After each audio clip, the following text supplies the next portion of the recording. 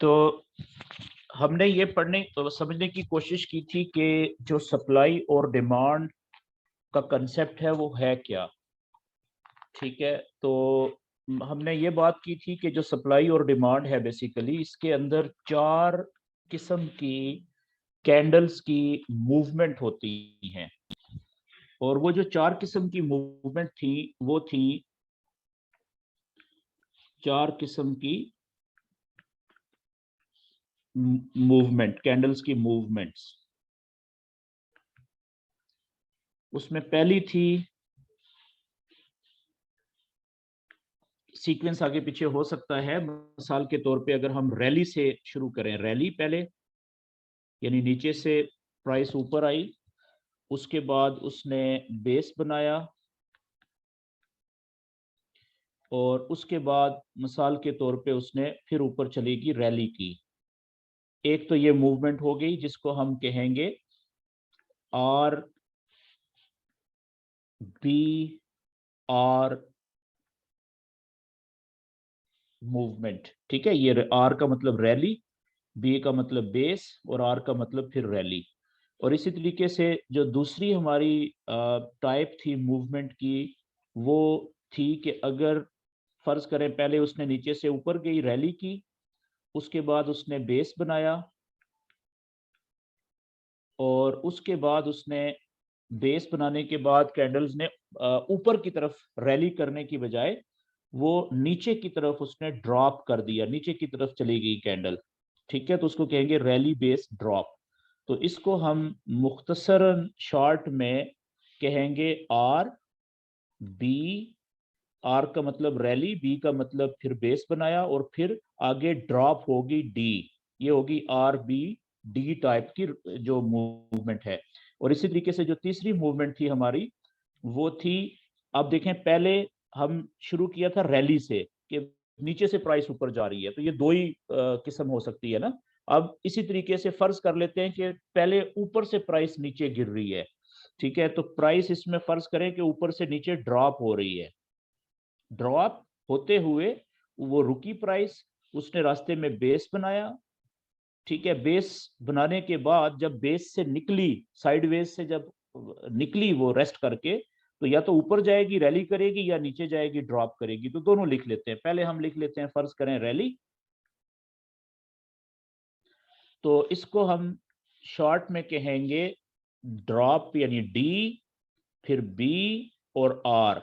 ठीक है, एक ये तीसरी मूवमेंट हो गई जी, डी बी आर। डी का मतलब ड्रॉप, बी का मतलब बेस, आर का मतलब रैली। और इसी तरीके से जो चौथी मूवमेंट की किस्म है वो हो जाएगी, जो एक बाकी बच गई है, कि पहले ऊपर से नीचे प्राइस ड्रॉप हो रही थी, ड्रॉप होते होते वो रुकी प्राइस, उसने बेस बनाया, छोटा या बड़ा, थोड़ी देर के लिए या ज्यादा लंबी देर के लिए। बेस से यानी साइड बेस से जब वो निकली, तो उसके बाद ऊपर जाने की बजाय वो नीचे ड्रॉप हो गई, नीचे चली गई यानी ड्रॉप होगी। ठीक है, तो इसको हम मुख्तसरन शॉर्ट फॉर्म में कहेंगे कि पहले ड्रॉप हुई, फिर बेस बनाया, और फिर ड्रॉप हो गई। तो ये चार मुख्तलिफ किस्म की मूवमेंट्स होती हैं, जो ज्यादा से ज्यादा हो सकती है। आप देखें कि पांचवी मूवमेंट कोई नहीं हो सकती इसमें, सारी कि कैंडल किस तरह से मूव कर सकती हैं। ठीक है, तो ये चार ही बनती हैं। अब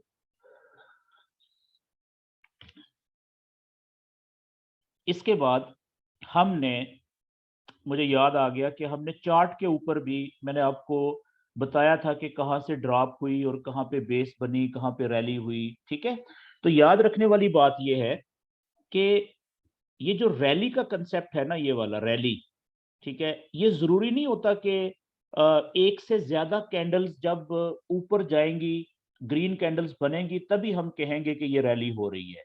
बाज औकात सिर्फ एक ही कैंडल होती है, लेकिन उसमें वॉल्यूम बहुत ज्यादा, वो बड़ी कैंडल बन जाती है, तो वो भी बता रही होती है कि देखें प्राइस कहां से कितनी नीचे से कितनी ऊपर चली गई है, तो वो भी रैली ही कहेंगे।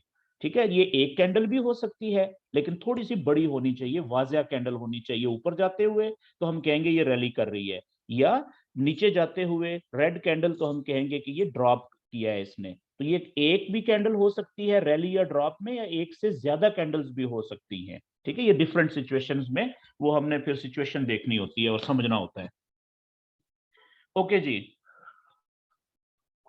दूसरी चीज हमने पिछले जो हमारा सेशन था उसमें हमने ये डिस्कस की थी कि फॉरेक्स ट्रेडिंग जो है वो एक मैच है, ठीक है, कि एक मैच है फॉरेक्स ट्रेडिंग, स्पोर्ट की गेम है, एक गेम जिसमें दो टीमें हैं, एक है टीम ए और जिसमें दूसरी टीम है टीम बी। और हमें पहले से पता है कि इस मुकाबले में जो विनर टीम होती है हमेशा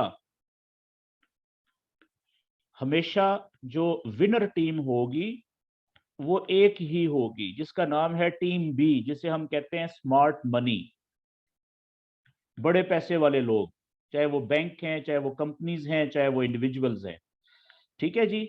और जो मैं और आप हैं वो टीम ए का हिस्सा होते हैं, जिन्हें हम मुख्तसर नाम देते हैं रिटेलर्स, ठीक है, या रिटेल ट्रेडर्स, छोटे ट्रेडर।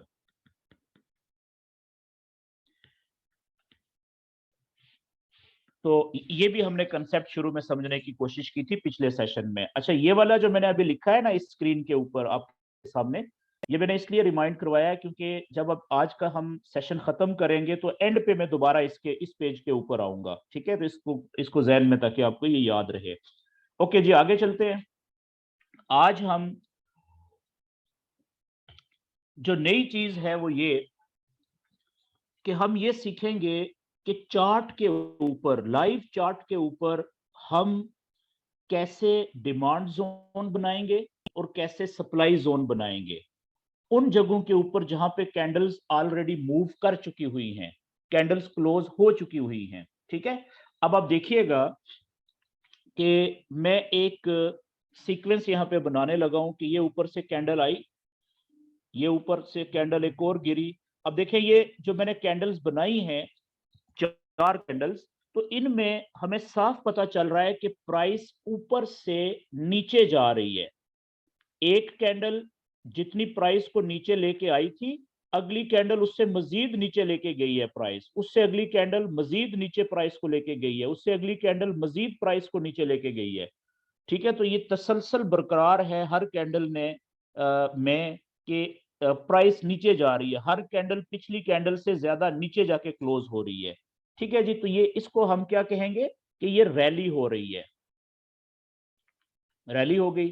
फर्ज करें यहां पे एक कैंडल इस तरीके से बन जाती है, ये लें जी, रेड कैंडल ही है,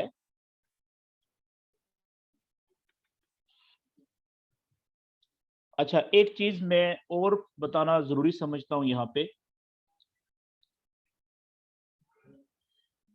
कि फॉरेक्स ट्रेडिंग, सॉरी, इसके सप्लाई और डिमांड के अंदर, सप्लाई और डिमांड का जो कंसेप्ट है, इसके अंदर दो चीजें और भी हैं जिनको समझने की और याद रखने की जरूरत है आपको। एक तो ये है बोरिंग कैंडल, बोरिंग कैंडल, ठीक है। ये बोरिंग कैंडल क्या होती है, एक हमें ये भी पता होना चाहिए, और दूसरा है वॉल्यूम कैंडल, वॉल्यूम कैंडल। अच्छा, ये जो लफ्ज है जी बोरिंग, ठीक है, बोरिंग, बोरिंग का मतलब कंफ्यूजन करने वाली, ऐसी कैंडल जो क्लियर कैंडल नहीं है, ठीक है। तो मैं आसान कर देता हूं कि बेस के अंदर,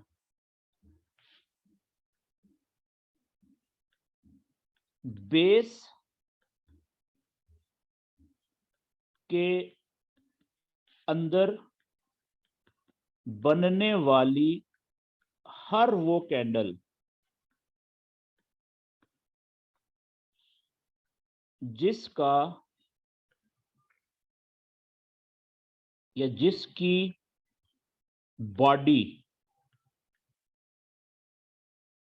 जिसकी जिस कैंडल की बॉडी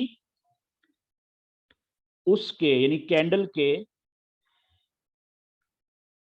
टोटल साइज से 50% हो या 50% से भी कम हो, उस कैंडल को हम बोरिंग कैंडल कहते हैं जी। सिंपल।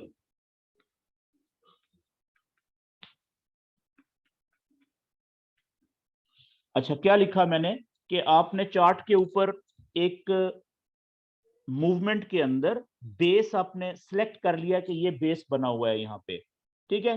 अब वो जितना भी बेस है, चाहे उसमें 10 कैंडल्स हैं, चाहे उसमें 50 कैंडल्स हैं, चाहे 2 कैंडल्स हैं या 1 कैंडल है, उसमें आपने बोरिंग कैंडल ढूंढनी होती है। तो बोरिंग कैंडल हर वो कैंडल होती है बेस के अंदर, ठीक है। बात हो रही है बेस की। बेस के अंदर अब आप देखिएगा, एक कैंडल ये है, ठीक है। मैं कलर कोई भी नहीं है, रेड भी हो सकती है, ग्रीन भी हो सकती है और इसका बगैर कलर के भी हो सकती है। मिसाल के तौर पे एक कैंडल ये है, ये कैंडल है जी, क्लोज हो गई बेस के अंदर। अब मुझे बताएं कि इस कैंडल का जो टोटल साइज है वो यहां से इस जगह से लेके इस जगह तक है ना, लो से हाई तक, ये टोटल साइज हो गया इस कैंडल का।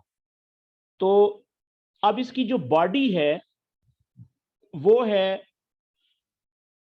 यहां से लेके यहां तक, ठीक है। ये इसकी बॉडी का एरिया है। तो अब आप देखें कि इसकी जो टोटल साइज है यहां से लेके यहां तक, कैंडल का जो टोटल साइज है, इस साइज का से इसकी बॉडी कम से कम आधी होनी चाहिए, या आधी से भी कम अगर होगी तो ये बोरिंग कैंडल होगी बेस में, अदरवाइज नहीं है। तो इस कैंडल की अब जो बॉडी है, क्या वो कैंडल के टोटल साइज से आधी है या आधी से कम है? नहीं, 50% से भी ज्यादा बड़ी बॉडी है, तो ये बोरिंग कैंडल नहीं है। ये बोरिंग कैंडल नहीं है। फर्ज करें ये बेस में है, कैंडल नहीं है। एक कैंडल और बनाता हूं यहां पे। एक कैंडल है बेस के अंदर ये। अब इसका जो बॉडी का साइज है वो इस कैंडल के टोटल साइज से, ये जो ऊपर विक्स भी देखें, नीचे भी विक का साइज देखें, तो सारे टोटल कैंडल के साइज का आधे से भी कम है इसकी बॉडी का साइज। तो ये बोरिंग कैंडल है जी, ये बोरिंग कैंडल है। अगर ये बेस में है तो ये बोरिंग कैंडल है। मिसाल के तौर पे एक कैंडल इस तरीके से बन गई है बेस के अंदर, तो इसकी बॉडी का साइज तो बिल्कुल ना होने के बराबर है, तो ये भी बोरिंग कैंडल है, ठीक है। तो हर वो कैंडल, मैंने ये डेफिनेशन लिख दी है कि बेस के अंदर बनने वाली हर वो कैंडल जिसकी बॉडी उसके टोटल साइज से आधी हो या आधी से भी कम हो, उस कैंडल को हम बोरिंग कैंडल कहते हैं। ये बात क्लियर हो गई जी। ओके, अब आगे आ जाते हैं वॉल्यूम कैंडल। ठीक है, सिंपल सी बात है कि हर वो कैंडल, हर वो कैंडल वो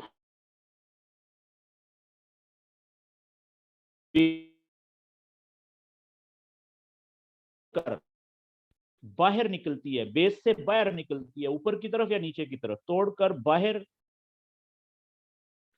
निकलती है।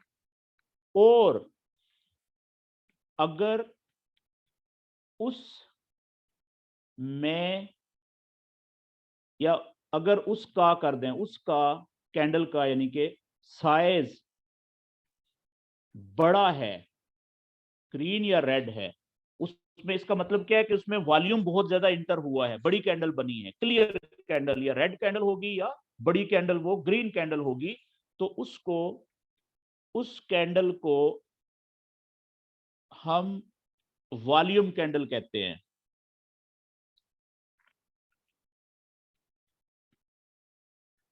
कहेंगे मिसाल के तौर पे अगले पेज के ऊपर आ जाएं कि ये हुआ है,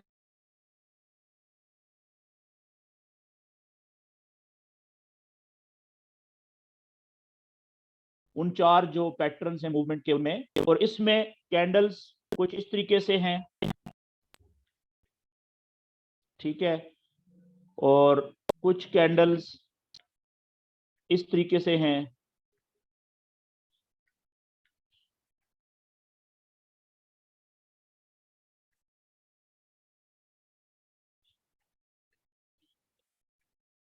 ठीक है। ये एक बेस आपने बना दिया। इसमें कुछ कैंडल्स की विक्स बाहर भी निकली हुई हैं बेस से, ठीक है, इस तरह से। तो अब ये बेस बन गया ना। अब इसमें अगर मैं आपसे कहूं कि इस बेस में बोरिंग कैंडल्स कितनी हैं जी, कौन सी बोरिंग कैंडल्स हैं, तो सिंपल आप देखेंगे, हर वो कैंडल जिसकी बॉडी जो है उस कैंडल के टोटल साइज का से आधी है, 50% है, या आधी से भी कम है, वो बोरिंग कैंडल होगी। जैसे आप देखें, ये कैंडल भी बोरिंग है, 1 नंबर। ये दूसरी भी ऑलमोस्ट बोरिंग है इस तस्वीर में, ये तीसरी भी बोरिंग है, ये चौथी भी बोरिंग है, ये पांचवी भी बोरिंग है, ये छठी भी बोरिंग है। तो इस पिक्चर में सारी की सारी जो कैंडल्स हैं बेस के अंदर, वो सारी की सारी ही बोरिंग कैंडल्स हैं। क्यों? क्योंकि वो बोरिंग कैंडल की डेफिनेशन पे पूरा उतर रही हैं। क्लियर होगी जी बात? अब मिसाल के तौर पे एक बेस ये बना, ठीक है, इतना बेस बना, और इसमें कैंडल्स कुछ इस तरीके से हैं। एक कैंडल है, उसकी शक्ल इस तरीके से बनी हुई है, ग्रीन कैंडल है जी पूरी ये। तो मुझे बताएं कि ये बोरिंग कैंडल है? नहीं है बोरिंग कैंडल, ठीक है।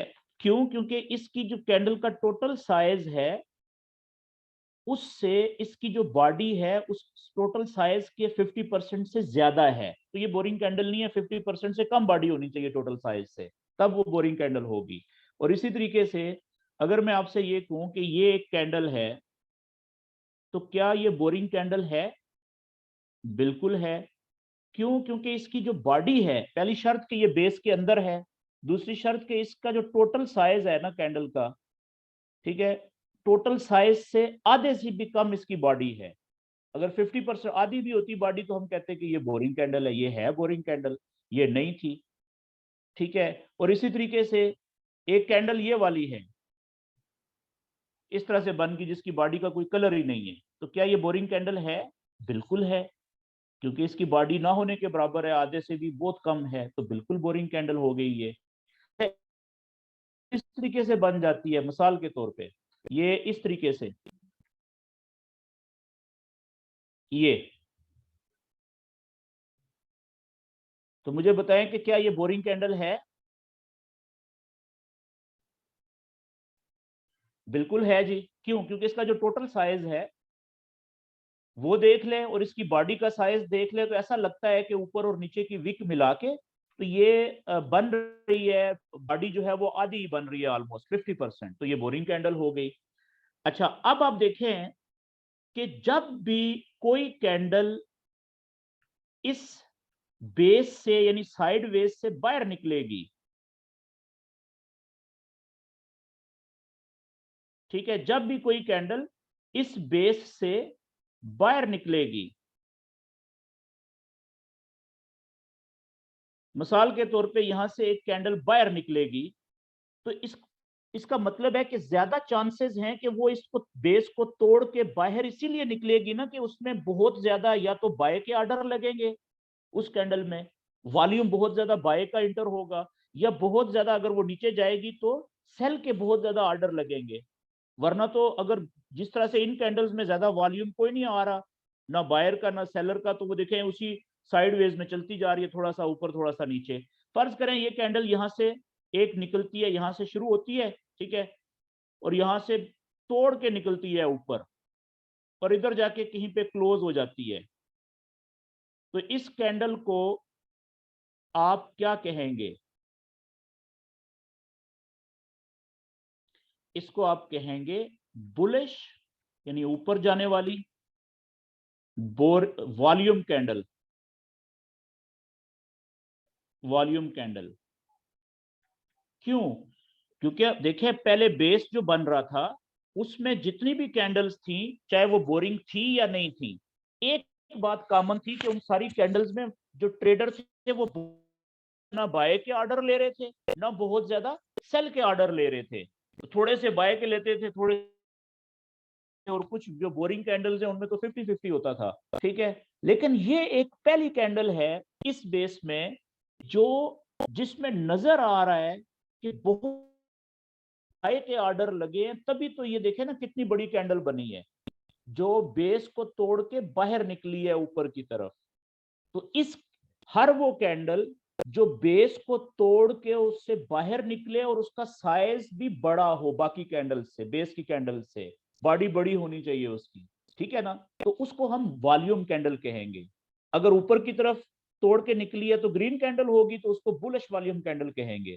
और अगर नीचे की तरफ तोड़ के निकलेगी बेस को, मिसाल के तौर पे यहां से अगर फर्ज करें यहां से ये कैंडल नीचे की तरफ गई थी इस तरीके से, ठीक है, तो ये क्या है, ये भी वॉल्यूम कैंडल है, बड़ी कैंडल है, ठीक है। और इसने क्योंकि नीचे की तरफ गई है तो इसको हम कहेंगे बेरिश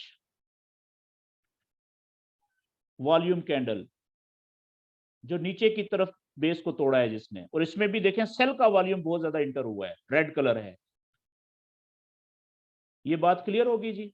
तो ये दो चीजें भी जो मैंने आपको बताई कि एक आपको ये पता होना जरूरी है कि बेस के अंदर, बेस में बोरिंग कैंडल क्या होती है, कौन सी होती है, आपको पता चल गया। और दूसरा कि जब भी कोई कैंडल बेस को तोड़ के बाहर निकलेगी ऊपर की तरफ या नीचे की तरफ, और शर्त यह है कि उसका वॉल्यूम या साइज या बॉडी का साइज बड़ा होना चाहिए, 50% से ज्यादा होना चाहिए उसके साइज से, ठीक है। तो उस कैंडल को हम वॉल्यूम कैंडल कहेंगे, ठीक है। वॉल्यूम कैंडल क्या होती है, कौन सी होती है, ये आपको पता चल गया जी क्या होती है। तो आगे चलते हैं जी। अब ये बातें ज़हन में रखें, और अब हम वहां से शुरू करते। पहले मैंने एक फर्ज करें ऊपर से ये कैंडल्स नीचे आ रही हैं, रेल ये ड्रॉप हो रही है, साफ पता चल रहा है कि प्राइस नीचे जा रही है, ठीक है, ड्रॉप। और फर्ज करें कि यहाँ पे कैंडल्स रुक जाती हैं, ठीक है, प्राइस ना नीचे जा रही है ना ऊपर जा रही है, कुछ इस तरीके से कैंडल्स जो हैं वो बेस बनाती हैं यहाँ पे। ये देखें नीचे जो प्राइस का कैंडल्स लेके नीचे जा रही थी, अब यहाँ पे ये काफी चार कैंडल्स ने, ठीक है, उस नीचे जाने वाले सिलसिले को रोक दिया। तो आप क्या कहेंगे कि हाँ यहाँ पे अब प्राइस रुक गई है, अब ये बेस बन रही है, ऐसा ही है जी। अब बेस के अंदर जो कैंडल्स हैं उनका कलर कुछ भी हो, चाहे रेड है चाहे ग्रीन है, इससे फर्क नहीं पड़ता, चाहे ब्लैक है बॉडी ना नहीं भी है, उससे फर्क नहीं पड़ता। फर्क पड़ता है सिर्फ इस चीज से कि आपको यह देखना है कि बेस के अंदर बोरिंग कैंडल्स कौन सी हैं। एक ये देखना है, और दूसरी जिस चीज से फर्क पड़ता है वो इस चीज से फर्क पड़ेगा कि जब भी बेस को तोड़ के कोई वॉल्यूम कैंडल बाहर निकलेगी ऊपर की तरफ, ग्रीन कैंडल या नीचे की तरफ रेड कैंडल, तो वो आपने देखना है कि वो वॉल्यूम कैंडल कौन सी है जिसने बेस को तोड़ा है। मिसाल के तौर पे यहां पे एक कैंडल यहां से शुरू हुई, ओपन हुई, ठीक है, नीचे आई, यहां से ऊपर गई, और ऊपर की तरफ उसने इसको तोड़ा, और क्लोज भी देखें यहां पे ऊपर जाके कहीं पे हो गई, ठीक है, इस जगह पे। तो अब ये कितनी बड़ी वॉल्यूम कैंडल बन गई, क्योंकि इसमें बायर बहुत ज्यादा इंटर हुए हैं ना। बेस कैंडल्स की बनिस्बत इस कैंडल में बाय के बहुत ज्यादा ट्रेडर इंटर हुए हैं, बाय के ऑर्डर लगाए हैं। कैंडल ऊपर गई है ज्यादा बाय का वॉल्यूम होने की वजह से, ठीक हो गई वॉल्यूम कैंडल। इस कैंडल को वॉल्यूम कैंडल, ग्रीन कैंडल है ऊपर की तरफ गई है, ठीक है, वॉल्यूम कैंडल, क्योंकि इसने बेस को तोड़ा है और बड़ा साइज की कैंडल है, बड़े वॉल्यूम वाली कैंडल है।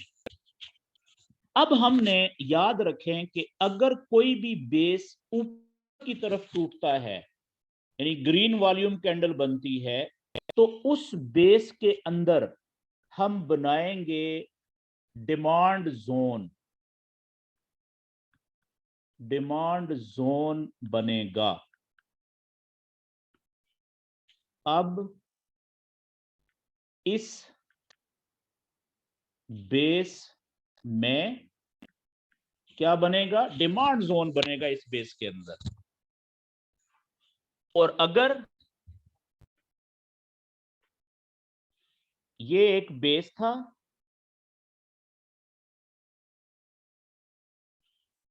फर्ज करें ये एक बेस था और इसमें ये कैंडल्स थी,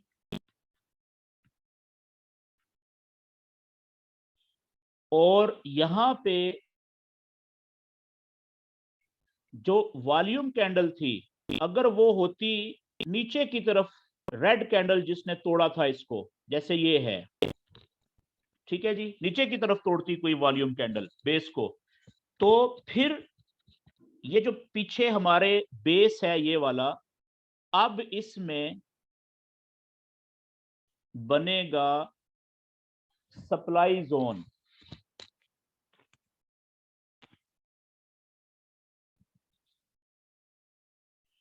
बनेगा। ये बात समझ आ गई कि डिमांड जोन कहां पे बनता है?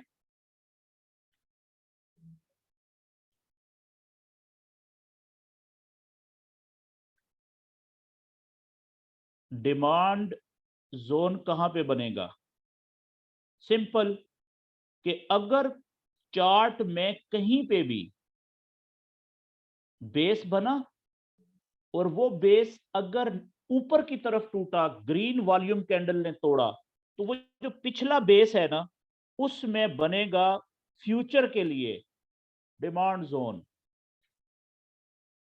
याद रखें कि जो सप्लाई जोन और डिमांड जोन होते हैं, ये आप फ्यूचर में काम करते हैं, मुस्तकबिल में काम करते हैं, फौरी तौर पे ये काम नहीं करते कि अभी आपने बनाया और अभी आप इस पे ट्रेड ले लें।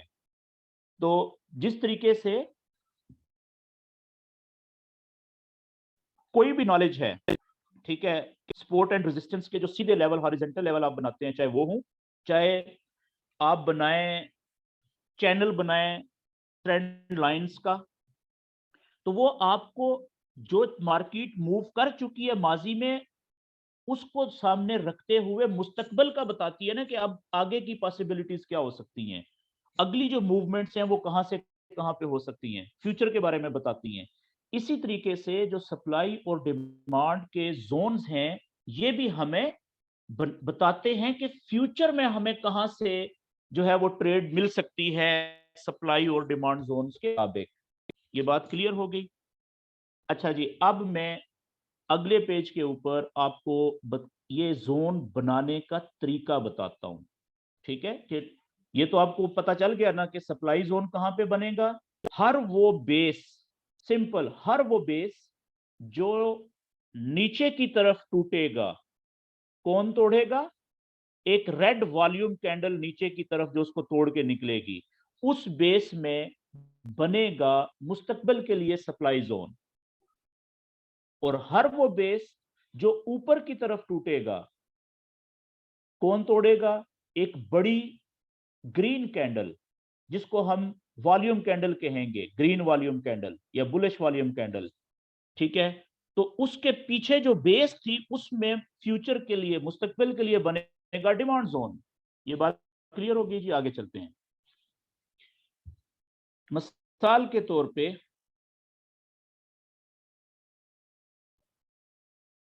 ये एक रैली चल रही है, मूवमेंट हो रही है, ये देखें कुछ इस तरीके से,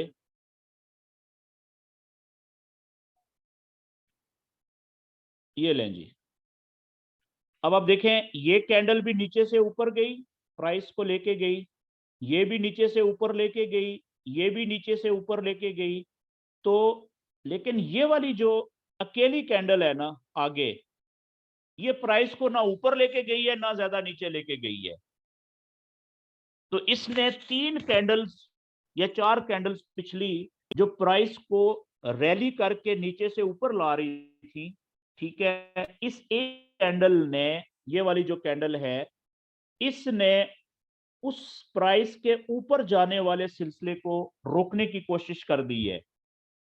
और इसकी जो शक्ल बनी है कैंडल की, वो शक्ल भी कुछ बोरिंग कैंडल की बनी है। कौन सी बोरिंग कैंडल? कि जिसका जो साइज है टोटल, वो बहुत बड़ा है, लेकिन इसकी बॉडी का साइज टोटल साइज से आधे से भी बहुत कम है। तो हम कह सकते हैं कि अब हो सकता है यहां पे आगे बेस बनना शुरू हो जाए। ठीक है जी। तो अब फर्ज करते हैं कि यहां पे ही बेस बनना शुरू हो जाता है, कि अगली जो भी कैंडल्स, यहां पे एक कैंडल इस तरीके से बन जाती है, फर्ज करें अगली कैंडल यहां पे कुछ इस तरीके से बन जाती है, ठीक है, और कुछ इस तरीके से एक कैंडल बन जाती है। तो अब यहां पे क्या बना?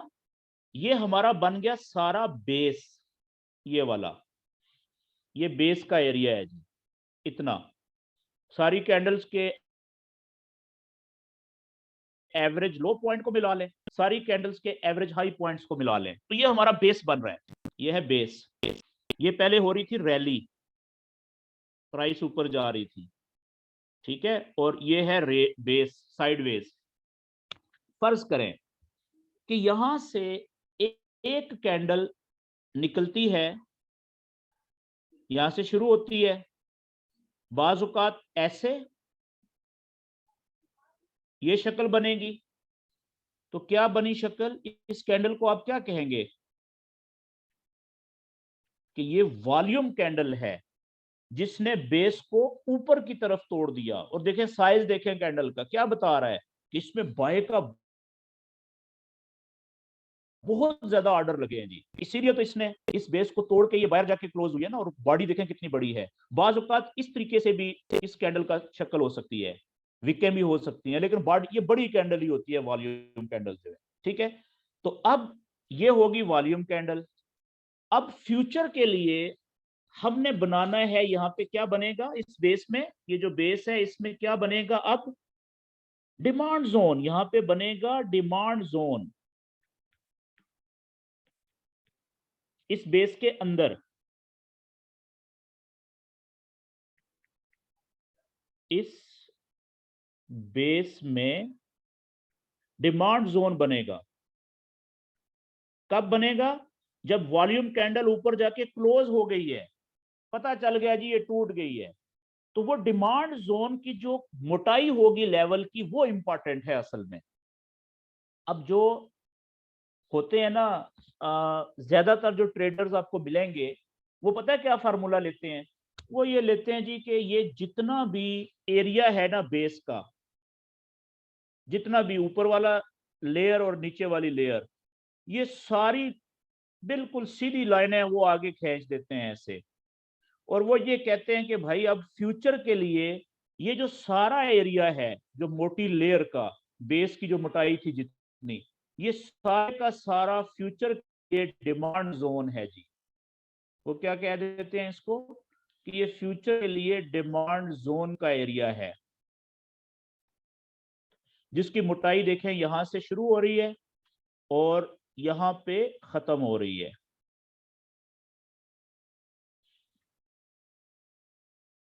और वो क्या एक्सपेक्ट करते हैं फिर ट्रेडर? वो ये एक्सपेक्ट करते हैं कि अब जब कभी कैंडल्स ऊपर जा रही हैं, जा रही हैं, जा रही हैं, जब कभी वापस आएंगी ना नीचे, अगर आई, जरूरी नहीं है वापस आए, वो ये कहते हैं जब कभी कैंडल्स वापस नीचे आएंगी और इस डिमांड जोन को टकराएंगी, तो यहां से या थोड़ा सा अंदर से, या उससे थोड़ा सा अंदर से, या उससे थोड़ा सा अंदर से, ठीक है, या यहां से, चांसेस बहुत ज्यादा होंगे कि यहां से फिर ऊपर निकल जाएगी मार्केट दोबारा से। क्यों? इसलिए डिमांड जोन जितने होते हैं, उनमें वो जो जितनी मोटाई है ना डिमांड जोन की, उस सारी मोटाई में एक तो लोगों ने बाय के पेंडिंग ऑर्डर्स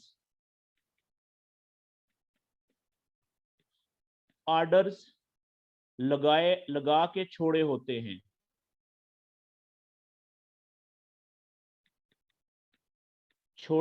हैं।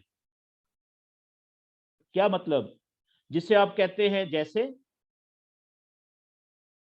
बाय लिमिट, जिस ऑर्डर को आप कहते हैं buy limit order, buy limit order. ये क्या है? ये बाय का पेंडिंग ऑर्डर है। ठीक है, कि इस डिमांड जोन में फर्ज करें यहां पे आपने इस जगह पे सेंटर में कहीं पे एक बाय लिमिट ऑर्डर 0.01 का, 0.10 का,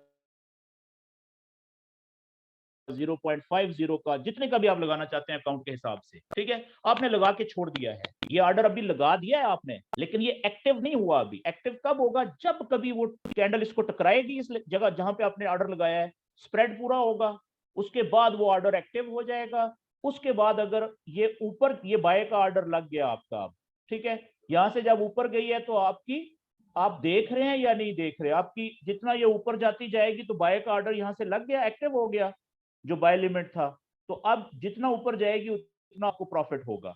तो फर्ज करें यहां पे आपने पहले से ही टीपी लगा के छोड़ दी थी इस जगह पे, मिसाल के तौर पे इस जगह पे जब आपने पेंडिंग बाय का ऑर्डर लगाया था, ठीक है, ये आपकी टीपी थी यहाँ पे इस जगह पे, और एसएल आपका कहां पे था?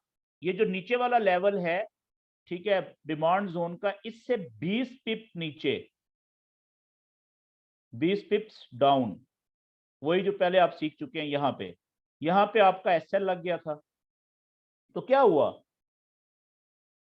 कि आप जब बैठे हुए थे चार्ट के ऊपर, आपने ड्राइंग की, आपने देखा कि ये डिमांड जोन बन गया है यहाँ पे, अभी मार्केट इधर कहीं पे है, यहाँ पे ऊपर है, ऊपर जा रही है।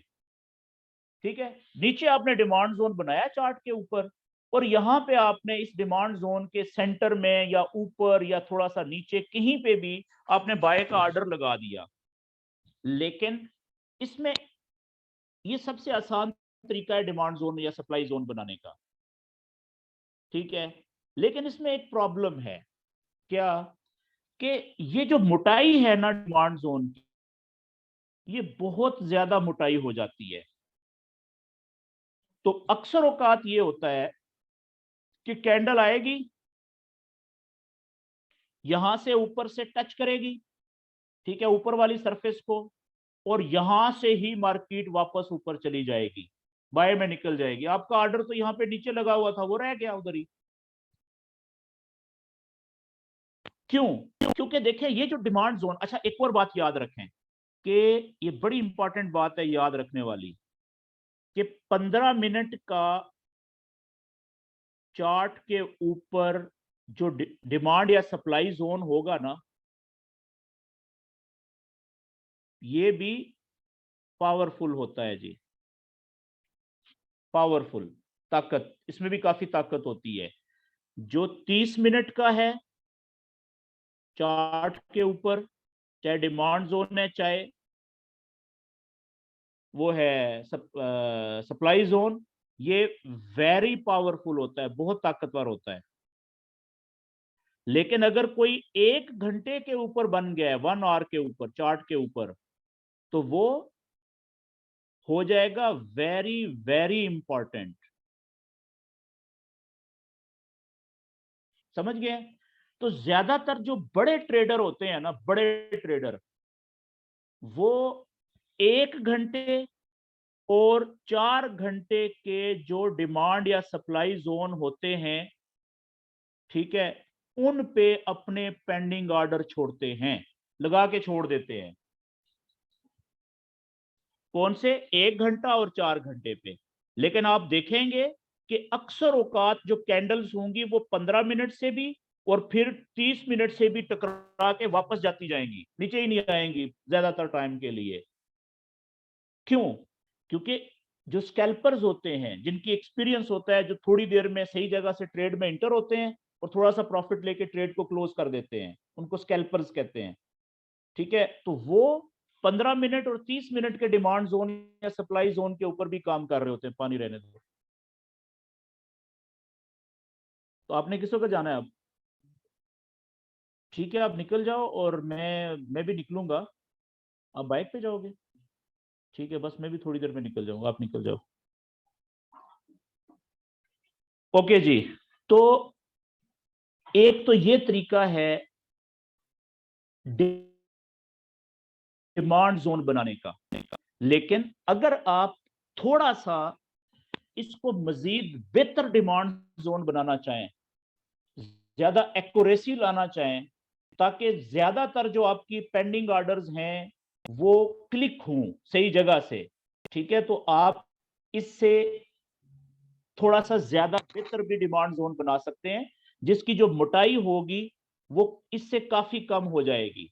मिसाल के तौर पे अगर आपने इतना डिमांड जोन बना लिया इतनी मोटाई का, ठीक है, तो आपके लिए यहां पे भी आप अगर पेंडिंग ऑर्डर छोड़ेंगे ना, तो उसके तो 100% हिट होने के चांसेस होंगे कि हिट होके वो ऊपर निकल जाएगा।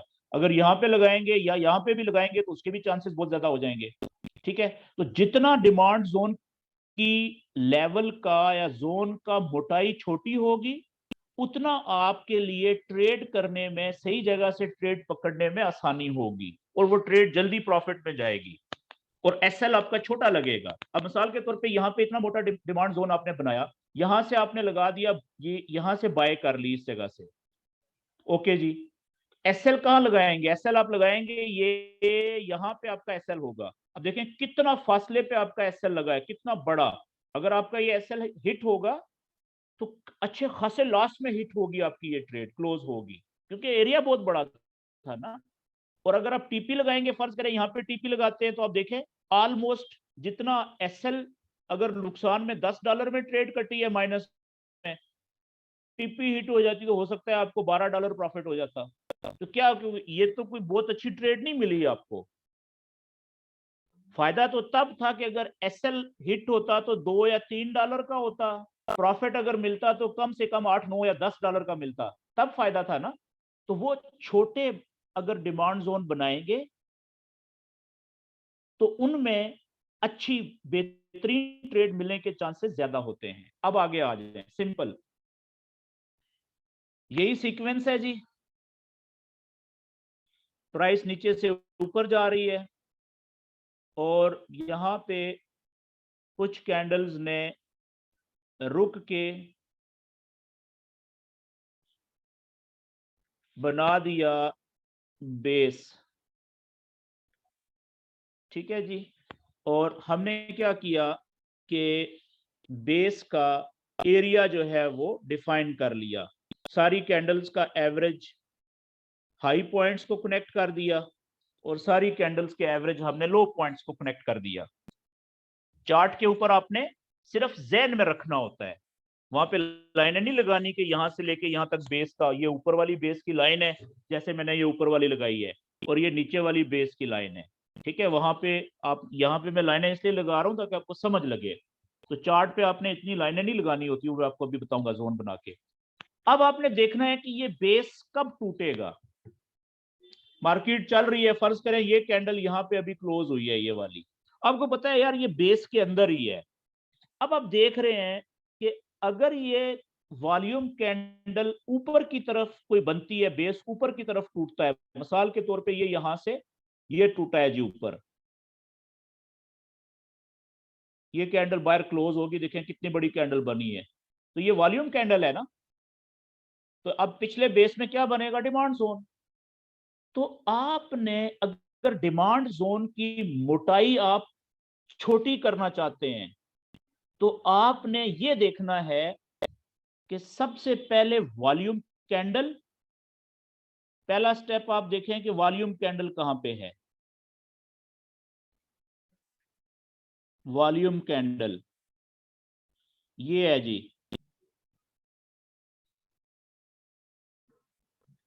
दूसरा स्टेप आपने जो पॉइंट देखना है वो देखना है कि वॉल्यूम कैंडल से पिछली कौन सी बोरिंग कैंडल है। वॉल्यूम कैंडल से पिछली कौन सी बोरिंग कैंडल है,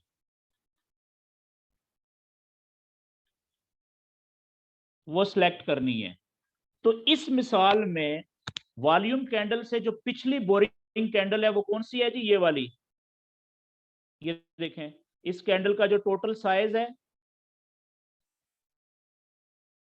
उससे आधे से भी कम है बॉडी, तो ये बोरिंग कैंडल है ना। बस बाकी बेस को आपने छोड़ देना है। ये दो कैंडल, एक वॉल्यूम कैंडल जिसने बेस को तोड़ा, और उससे पिछली जो बोरिंग कैंडल थी उसको ले लें, बाकी सारी चीजों को छोड़ दें बेस में आप। अब आपने क्या करना है, अब आपने ये करना है कि यहां पे डिमांड जोन बनेगा ना, आप देखिएगा कि डिमांड जोन की मोटाई कितनी होगी। अब देखिएगा,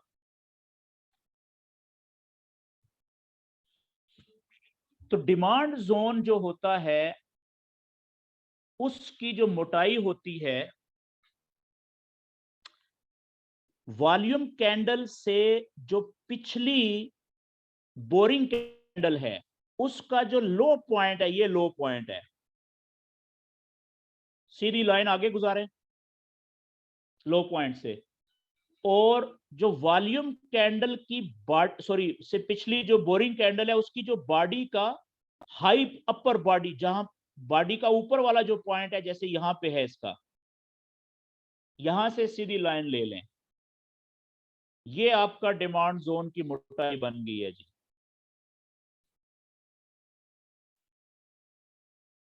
डिमांड जोन की एग्जैक्ट थिकनेस कह लें, मोटाई, ठीक है। अच्छा, यहां पे इस तस्वीर में ये काफी मोटा बन गया है, तो अब यहां पे आपने बाज औकात अगर आप बेस देखेंगे वो बहुत मोटा होगा, बाज औकात आप देखेंगे कि बेस की मोटाई इतनी होगी यहां से लेके यहां तक। तो उसमें भी आपने यही फार्मूला लगाना है कि जो वॉल्यूम कैंडल जिसने बेस को तोड़ा है ऊपर की तरफ, और उससे पिछली जो बोरिंग कैंडल थी आपने वो ले लेनी है, ठीक है। और अगर वॉल्यूम कैंडल है ग्रीन ऊपर की तरफ तोड़ी है तो फिर पीछे डिमांड जोन बनेगा ना, तो फिर बोरिंग जो कैंडल है पिछली उसके लो पॉइंट से जो उसके बॉडी का क्लोजिंग ऊपर वाला पॉइंट है बॉडी का, बाज औकात ये बोरिंग कैंडल इस तरीके से तो भी हो सकती है, देखें विक उसकी बहुत हो सकती है, तो आपने बॉडी का जो ऊपर वाला पॉइंट है वहां तक ये मोटाई आपकी होगी जी। अब इसमें अगर आप पेंडिंग ऑर्डर लगाना चाह रहे हैं, अगर तो ये है 1 घंटे का चार्ट पे बना है तो इस पे आप पेंडिंग ऑर्डर लगा सकते हैं, और अगर ये है 4 घंटे का, अक्सर औकात आप देखेंगे 1 घंटे और 4 घंटे का एक ही होगा एक ही जगह पे, ठीक है, तो फिर तो ये डबल पावरफुल है। तो याद रखें कि जो अच्छे ट्रेडर होते हैं, जो टीम बी वाले, जो स्मार्ट मनी के जो एक्सपर्ट ट्रेडर्स होते हैं, वो सबसे ज्यादा 1 घंटा और 4 घंटे के जो डिमांड जोन्स होते हैं वो इस सारे में छोटे छोटे ऑर्डर लगा देते हैं। तो यहाँ पे बाय का ऑर्डर लगाना है, मिसाल के तौर पे वो एक बाय का पेंडिंग ऑर्डर यहाँ पे लगा देंगे इस जगह पे, ठीक है। इस जगह पे अगर किसी के अकाउंट में $1 लाख है मिसाल के तौर पे, ठीक है, या आप अगर $1000 का अकाउंट भी है, तो लेट्स से कि आपने 2 सेंट की ट्रेड लेनी है, 0.02 की, 0.02 की, तो आप क्या करेंगे कि एक आप ट्रेड लगा देंगे पेंडिंग ऑर्डर 0.01 का बाय की यहां से, और एक थोड़ा सेंटर में लगा देंगे यहाँ पे 0.01 ये बाय की, ठीक है जी। अब जो ये वाली ट्रेड है इसका जो एसएल होगा वो होगा ये लो जो इसका लेवल है इससे 20 पिप नीचे यहां पे, ये एसएल हो जाएगा। और जो नीचे वाली ट्रेड है सेंटर वाली, इसका जो एसएल होगा वो भी एग्जैक्ट यहां पे ही होगा, ये। और दोनों की जो टीपी होगी वो ऊपर जो भी लेवल होगा वो आगे हम देखते हैं, ठीक है जी। तो फर्ज करें यहां पे आपने लगानी है टीपी इस जगह पे, ये टीपी आपकी होगी, इसकी भी टीपी यही होगी और इसकी भी टीपी यही होगी, ठीक है। तो इस तरीके से, अच्छा ये तो हो गए पेंडिंग ऑर्डर। लेकिन बहुत सारे ट्रेडर ऐसे होते हैं जो पेंडिंग ऑर्डर नहीं लगाते। तो वो अगर चार्ट को देख रहे हैं कि ये कैंडल ऊपर गई थी बेताशा, काफी टाइम गुजर गया है, घंटा 2 घंटे 10 घंटे, ठीक है, बाजू का जल्दी वापस आ जाती है, अब ये वापस आ रही है ऊपर से प्राइस नीचे, तो वो वेट कर रहे हैं कि क्योंकि ये 1 घंटे का या 4 घंटे का डिमांड जोन है, तो वो देखेंगे कि जैसे ही इसको ये टच करेगी ना कैंडल यहाँ पे डिमांड जोन की ऊपर वाली सरफेस को, 80% से ज्यादा चांसेस आप देखेंगे कि यहां से एकदम से ये ऊपर जाएगी, बेशक थोड़ी सी ऊपर जाए, फिर वहां से ऊपर से ये नीचे आ जाए।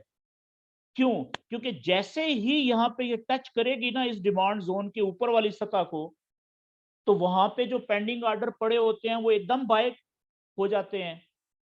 और कुछ लोग जो देख रहे थे उन्होंने भी बाय के ऑर्डर यहां से ही ले लिए कि ये सही जगह है, तो बाय के ऑर्डर का वॉल्यूम एकदम से ज्यादा हो जाता है। सेल के जो लोग ऊपर से सेल की ट्रेड लेके बैठे होते हैं वो यहाँ पे प्रॉफिट से निकलना शुरू हो गए, यहाँ पे तो बहुत ज्यादा लोग प्रॉफिट पे निकलना शुरू हो जाएंगे। तो एकदम से बाय का ऑर्डर बढ़ेगा और ये ऊपर जाना शुरू हो जाएगी। तो ज्यादा से ज्यादा क्या होगा कि यहां से ये वापस आएगी और अटैक करेगी, थोड़ा सा नीचे चली जाएगी यहाँ पे, क्योंकि इस सारे एरिया में भी तो बाय के ऑर्डर पड़े हुए हैं ना लोगों के, चाहे पेंडिंग है चाहे लोग लगा रहे हैं। तो ज्यादातर केसेस में आप देखेंगे कि ये सेंटर तक आएगी, ऑर्डर उठाएगी, फिर वापस यहां से दौड़ मार देगी, ठीक है, यहां से ऊपर। और बाज औकात ये भी होगा कि ये नीचे आएगी, लोगों के जो नजदीक में एसएल लगे हुए होंगे उनको उठाएगी, खाएगी, ठीक है, 10 पिप 15 पिप, बहुत कम होता है, ऐसा होता है कि 20 पिप वाले भी खा ले एसएल, लेकिन अक्सर वो बच जाते हैं क्योंकि उनका काफी फासले पे एसएल होता है। और फिर वहां से ये ऊपर चली जाएगी, यहां से आके यहां से एकदम से ऊपर भाग जाएगी, ये लें जी। तो ये हो गया डिमांड जोन का कंसेप्ट। लेकिन अक्सर औकात आप देखेंगे कि जो 15 मिनट के चार्ट पे डिमांड जोन बनेगा ना, या 30 मिनट के चार्ट पे, वो भी काफी दफा मार्केट को रोकता रहेगा नीचे जाने से, ठीक है, वो भी उसको भी जो कैंडल्स हैं वो रिस्पेक्ट करती हैं। ये बात क्लियर होगी जी। अब हम बनाते हैं इसी टेक्निक को सामने रखते हुए सप्लाई जोन, सेम यही। सप्लाई जोन में क्या हो जाएगा कि इसी तरह का चैट वो बेस बनेगा जैसे ये हमने बनाया था, सिर्फ फर्क ये होगा कि ये वाली जो वॉल्यूम कैंडल ऊपर गई थी ग्रीन, इसने ऊपर की तरफ तोड़ा था, सप्लाई जोन उस बेस में बनता है जहां पे वॉल्यूम कैंडल बेस को नीचे की तरफ तोड़ती है, ग्रीन की जगह रेड कैंडल बड़ी होगी वॉल्यूम कैंडल, तो उससे पिछली जो बोरिंग कैंडल होगी उसको हमने देखना है और उसके हिसाब से हमने जो है वो अपना सप्लाई जोन बना देना है। अच्छा, अभी भी कुछ दोस्त ऐसे हैं कि जो अपना वीडियो कैमरा ऑन रखते हैं, तो सर मैं आपकी अजमत को सलाम करता हूँ जी मोहम्मद इरफान साहब। मैं हालांकि कितनी दफा गुजारिश करता हूँ कि आप वीडियो कैमरा बंद कर दिया करें, आपके वीडियो कैमरे की जरूरत नहीं होती।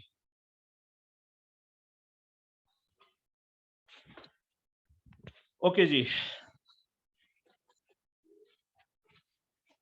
तो मैं यहाँ पे ही बनाता हूँ जी, छोटा, ताकि आपको समझ लगे। मिसाल के तौर पे जरूरी नहीं है, मतलब रैली कोई भी हो रही है, ठीक है, चारों किस्म में से कोई भी किस्म में कैंडल्स चल रही हैं, आपने देखना है बेस कहाँ पे बना।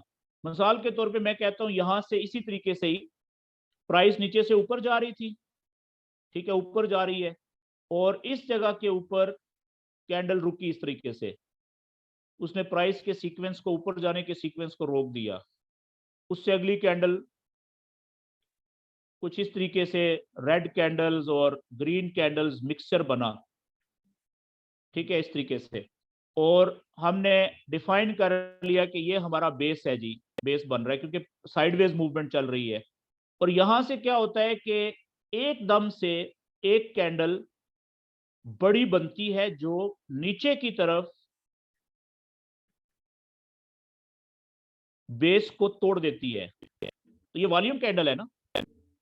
तो जिस बेस को वॉल्यूम कैंडल नीचे की तरफ तोड़े, उस बेस में क्या बनता है मुस्तकबिल के लिए, सप्लाई जोन बनता है। क्योंकि अब ये नीचे चलेगी ना कैंडल, यहाँ पे इधर नीचे जा रही है की पे, तो यहाँ पे पीछे आपने अब सप्लाई जोन बनाना है। तो सप्लाई जोन का फार्मूला क्या होगा कि वही वॉल्यूम कैंडल से पिछली बोरिंग कैंडल आपने देखनी है। तो अब देखें ये वाली जो कैंडल है, क्या ये बोरिंग कैंडल है?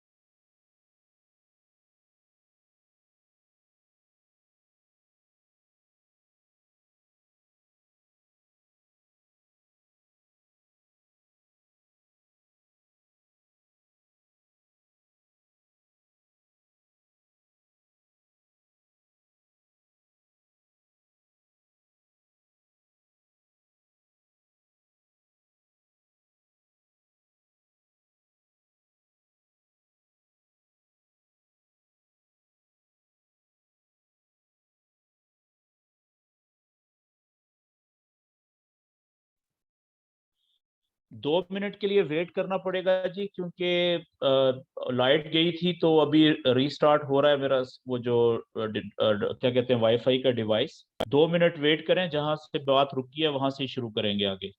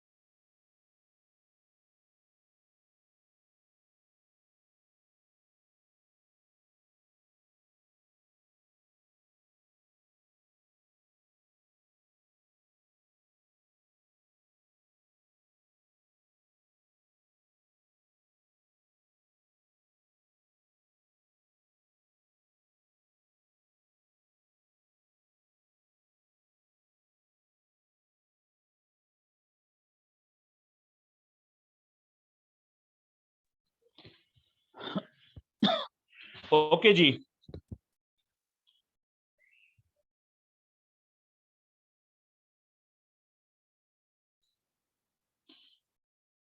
तो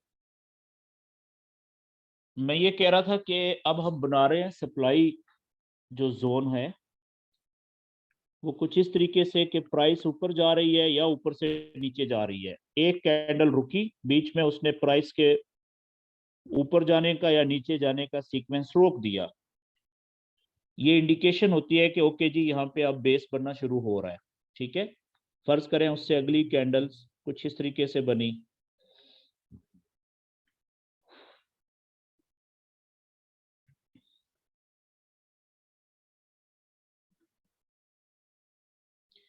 तो अब हमने एक्सपेक्ट कर लिया कि ये हमारा एक एवरेज जो है वो बेस का एरिया बन गया।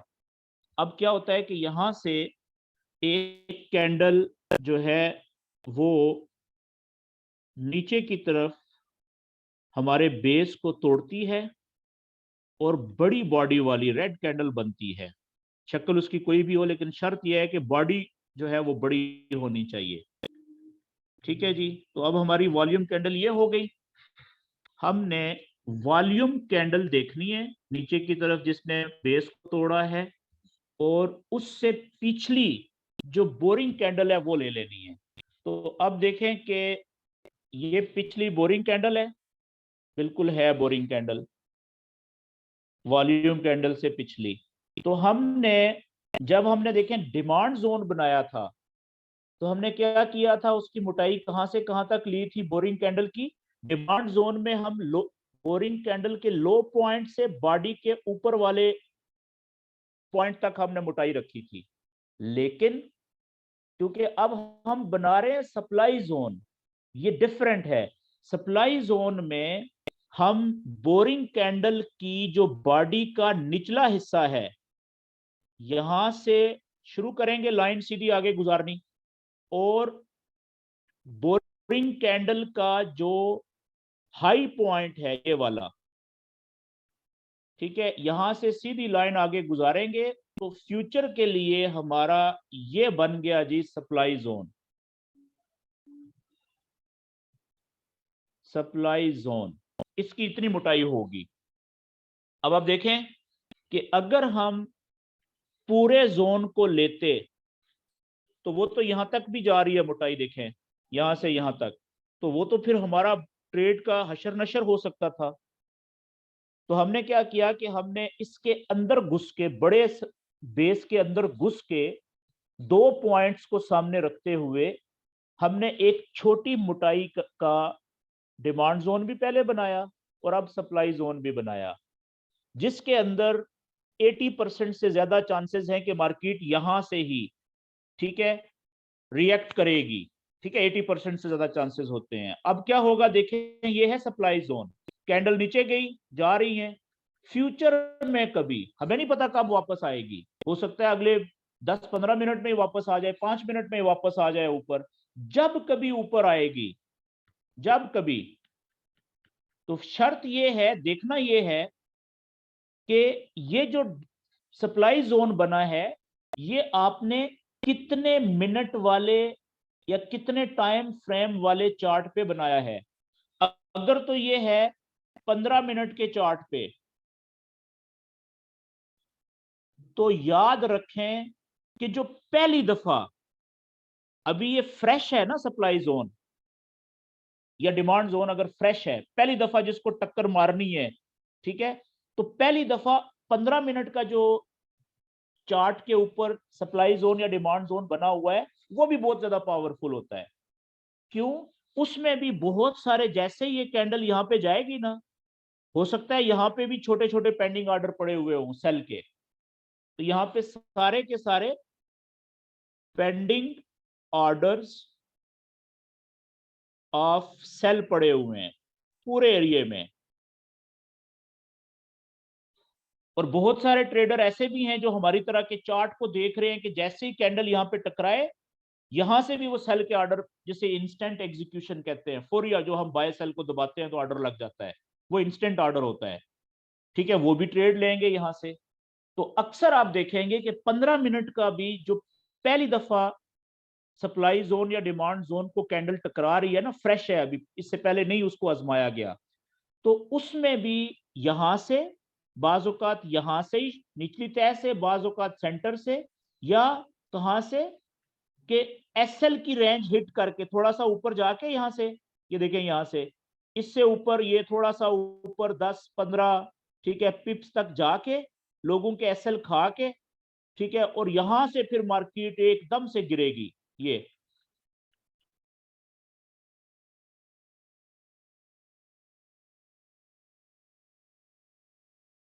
ठीक हो गया जी, ये था 15 मिनट का। और अगर ये था 30 मिनट का,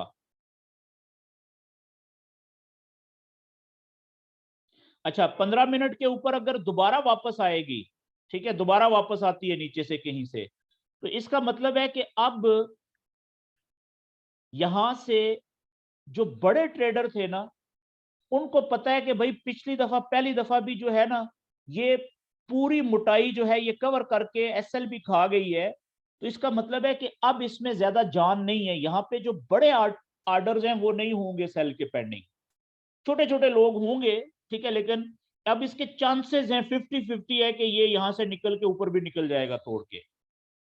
और 50% चांसेस है कि दोबारा भी रिएक्ट करे, यहां से नीचे चला जाए, कहीं से सेंटर में से या इधर से।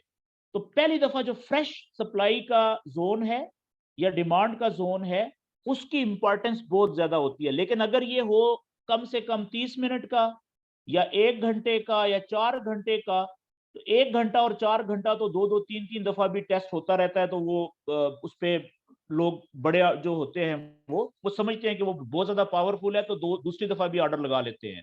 और बाजू का तो वो तीसरी दफा भी बहुत ज्यादा ऑर्डर्स पड़े होते हैं वहां पे। मेरी बात समझ गए हैं? एक बात तो ये। दूसरी बात याद रखें कि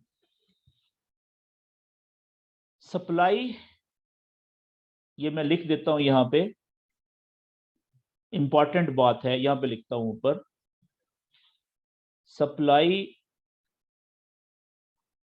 और डिमांड जोन अगर एक बार टूट जाए, ब्रेक हो जाए, टूट जाए, तो फिर उस जोन की हैसियत खत्म हो जाती है जी। हैसियत या अहमियत खत्म हो जाती है। फिर जो नया बनेगा डिमांड जोन या सप्लाई जोन जो फ्रेश होगा, फिर उसकी अहमियत ज्यादा होगी। ये याद रखने वाली बात है। यही बुनियादी फर्क होता है सपोर्ट और रेजिस्टेंस के जो सीधे लेवल्स होते हैं उसमें, और डिमांड और सप्लाई के जोन्स में। कि जो सपोर्ट का लेवल अगर एक दफा टूटेगा, तो अगली दफा वो क्या बन जाएगा? रेजिस्टेंस का बन जाएगा। रेजिस्टेंस का टूटा तो अगली दफा सपोर्ट का बन जाएगा। लेकिन जो सप्लाई और डिमांड के जोन्स होते हैं, ये अगर एक दफा टूट जाएं, मिसाल के टूटना किसे कहते हैं कि एक दफा ये देखें, यहां से ये ऊपर गई कैंडल, ये 20 पिप यहां से आप लगा लें एसएल का एरिया, फर्ज करें इसको भी क्रॉस करके ऊपर निकल गई, तो अब ये फ्लॉप हो गया, टूट गया। अब दोबारा ये सप्लाई जोन अब आगे काम नहीं करेगा, कोई भी इसको सीरियस नहीं लेगा, आपने इसको डिलीट कर देना है, इसका फायदा नहीं है। समझ गए? चाहे ये डिमांड जोन हो, चाहे ये सप्लाई जोन हो, चाहे ये 4 घंटे का हो या 1 घंटे का हो। तो जो सप्लाई और डिमांड जोन होते हैं, वो ज्यादा ताकत जो होती है, बहुत ज्यादा ताकत वो उसमें होती है जो फ्रेश हो। 15 मिनट कम ताकतवर होता है, 30 मिनट उससे डबल ताकत रखता है, 1 घंटा बहुत ज्यादा मजबूत होता है, और 4 घंटा उससे भी ज्यादा मजबूत होता है। ये बात क्लियर होगी जी? तो अब मैं ये जो बातचीत मैंने की है, इसको मैं लाइव चार्ट के ऊपर बनाने की कोशिश करता हूं अगले 5 मिनट में। उसके बाद आपके अगर कोई क्वेश्चंस हैं तो मैं वो ले लेता हूं। अब आप देखिएगा जी कि इसी को मैं किसी भी चार्ट के ऊपर, देखिए ये जो नॉलेज आप सीख रहे हैं ना, ये नॉलेज यूनिवर्सल नॉलेज है। इसको आप किसी भी पेयर के चार्ट के ऊपर अप्लाई कर सकते हैं, और आप देखेंगे कि ये हर चार्ट के ऊपर एक ही जैसा बिहेव करता है। रिजल्ट आपको बहुत अच्छे ही मिलेंगे। अब जो मैंने पहले सोचा था कि आज मैं खत्म कर दूंगा, लेकिन नहीं कर सका क्योंकि अभी बहुत सारी चीजें रहती हैं, तो अगला सेशन भी होगा। उम्मीद है कि जो हमारा अगला सेशन होगा वो आखिरी होगा, जो कोशिश मैं करूंगा कि कल का ही हो। तो उसमें मैं आपको एक बेस्ट ट्रेडिंग स्ट्रेटेजी बताऊंगा, ये सारे नॉलेजेस को अप्लाई करके हम कैसे चार्ट के ऊपर इस्तेमाल करें, और फिर आइडियल ट्रेड कहां से हमें मिल सकती है। अब देखें आपके सामने ये मैंने गोल्ड का चार्ट ओपन किया हुआ है 4 घंटे का, ठीक है। और मैं इसको आइडियल जो लेवल बनाता हूं ना, वो 1 घंटे का चार्ट ओपन कर लेता हूं, ठीक है जी, 1 घंटे का।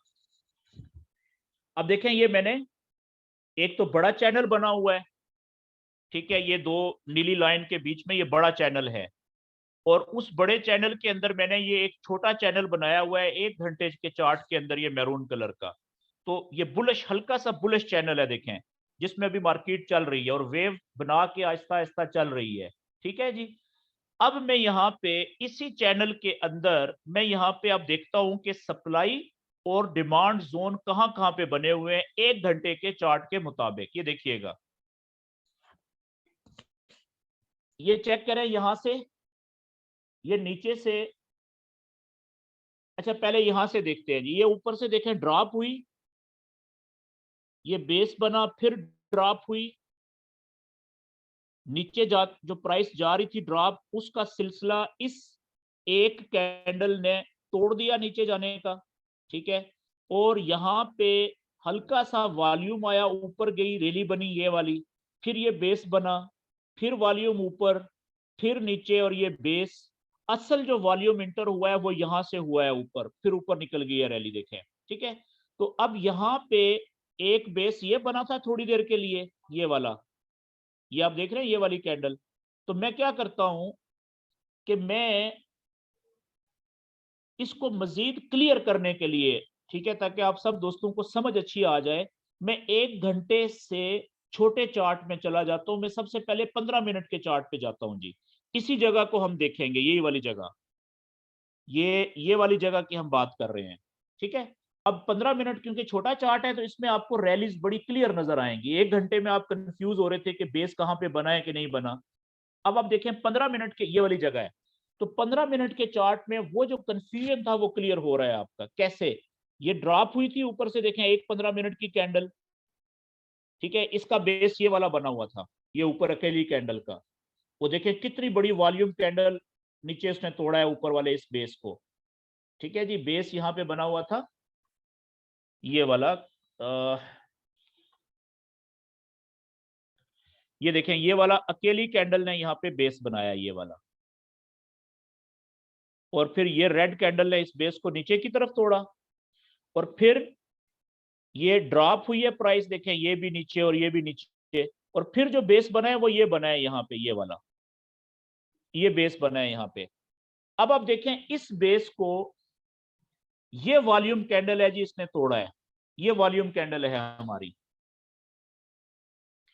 तो अब वॉल्यूम कैंडल से ऊपर की तरफ निकली है ना ये वॉल्यूम कैंडल, देखें ये वाला प्रॉपर बेस, ये दो कैंडल्स का बन रहा है, ये नीचे वाली और ये वाली, ठीक है। तो ये देखिए कितनी बड़ी क्लियर एक ही कैंडल वॉल्यूम की कैंडल है कि इसने बेस को ऊपर की तरफ तोड़ दिया है, ये वाली, ठीक है। तो अब यहां पे जब कोई भी बेस ऊपर की तरफ टूटता है तो उस बेस में क्या बनता है जी? Demand zone. अब हमने यहाँ पे डिमांड जोन बनाना है, तो डिमांड जोन बनाने का फार्मूला क्या है कि हमने वॉल्यूम कैंडल देखनी है, ये वाली होगी, ये ग्रीन कैंडल, उससे पिछली जो बोरिंग कैंडल हमने देखनी है।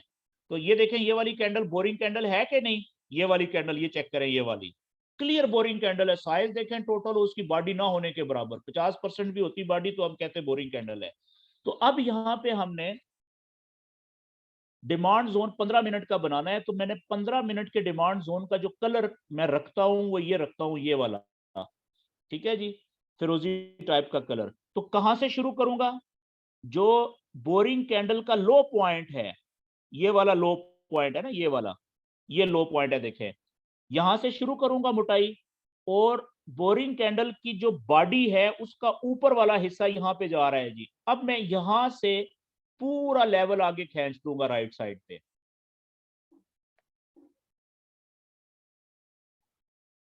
जब कहां तक खींचूंगा आगे? जब तक ये टूटता नहीं है उस वक्त तक ये वैलिड रहेगा जी। खींचते जाए आगे, मैं साइज छोटा करता हूँ, उसको चलाता रहूंगा, देखें,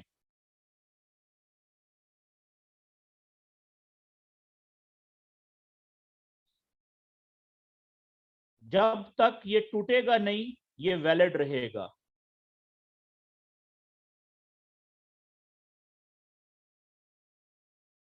ये लें जी। अब आप देखें ये हो गया 15 मिनट का, ठीक है। ये कलर से मैंने कलर 15 मिनट का ये पक्का रखा हुआ है डिमांड जोन का, ये फिरोजी कलर। तो मैं जब भी इस कलर को देखता हूं तो मैं समझ जाता हूं कि ये 15 मिनट का मैंने ब्लॉक बनाया हुआ है।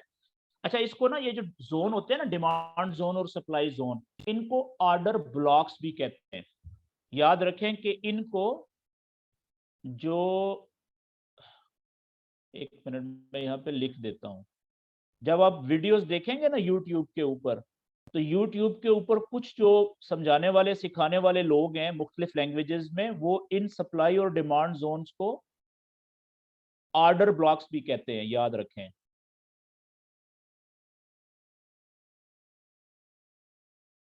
सप्लाई और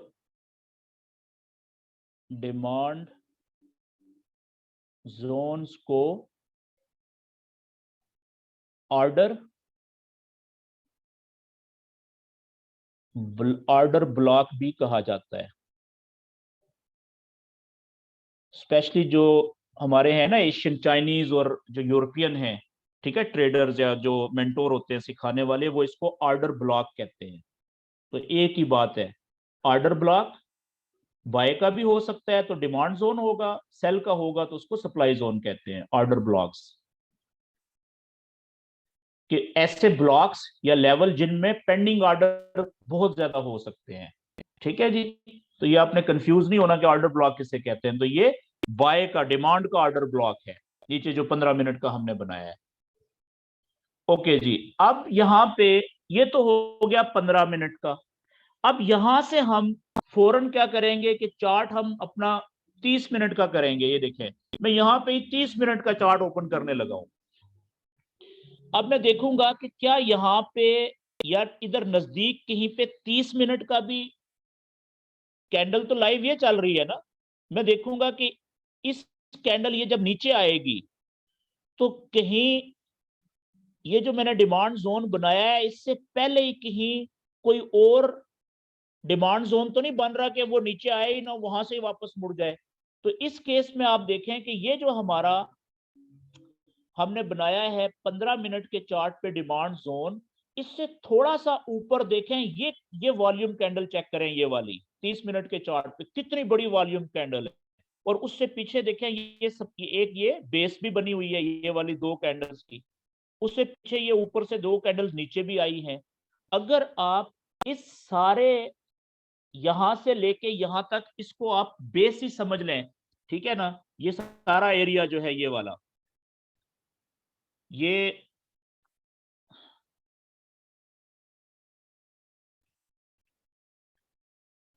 मिसाल के तौर पे इस सारे एरिया को आप बेस समझ लें।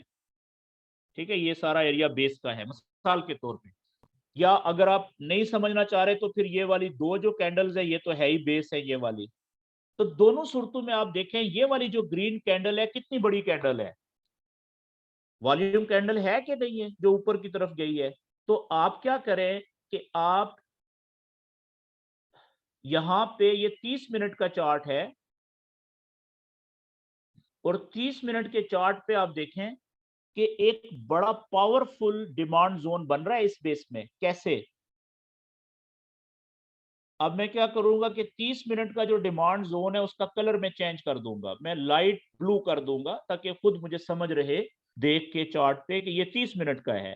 तो अब ये दो कैंडल्स का बेस समझ लूं या पूरा बेस समझ लूं, तो वॉल्यूम कैंडल तो ये है ना, इससे जो पिछली बोरिंग कैंडल है वो कौन सी है, ये वाली देखें।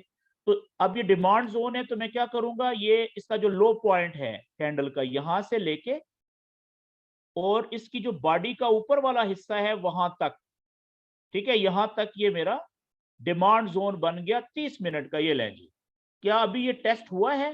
नहीं हुआ जी। जब से इसको ये निकला है तोड़ के तो अभी तक कैंडल्स वापस कोई नहीं आई। इसका मतलब ये है कि जब भी वापस आएगी तो इसको यहां पे जैसे ही टच करेगी यहां से भी या इसके अंदर से ज्यादा चांसेस है कि ये मुड़ जाएगा और बहुत कम चांसेस हैं कि ये 15 मिनट तक आए। अगर आ गया तो 15 मिनट के डिमांड जोन से जो ट्रेड लेगा वो आइडियल ट्रेड होगी। क्यों? क्योंकि ये चैनल की नीचे सपोर्ट लाइंस भी आ रही हैं।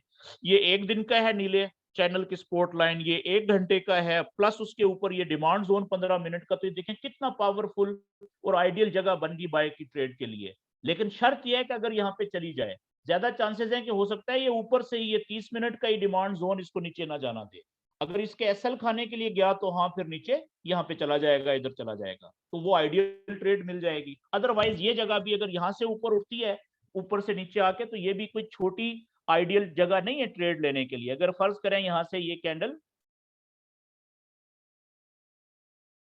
अगर फर्ज करें ये मजीद नीचे आती है यहां से, तो आप देखिएगा जैसे ही इस जोन को टकराएगी ना, तो यहां से इसका रिएक्शन चेक कीजिएगा आप, एकदम से ये ऐसे रिएक्ट करेगी ऊपर, बेशक थोड़ा सा करे, फिर यहां से हो सकता है वापस नीचे आ जाए।